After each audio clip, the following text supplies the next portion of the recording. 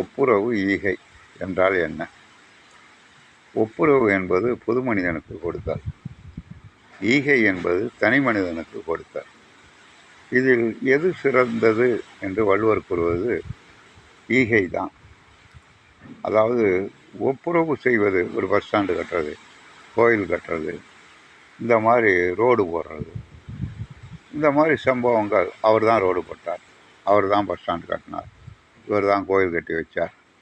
கோயில் கட்டினா கல்வெட்டில் பேர் போட்டுவானுங்க, அல்லது கோயிலுக்கு ஒரு டொனேஷன் செஞ்சால் அந்த பேரில் தான் விளம்பரப்படுத்திக் கொள்வது. இதனால் மனத்துக்கண் மாசிலனாதல் அனைத்தும் அரண் அப்படின்பார். மற்றவெல்லாம் ஆரவாரத்தன்மை உடையது, அதாவது விளம்பரப்படுத்திக்கிறது கொள்வது தன்னைத்தானே ஒப்புரவு.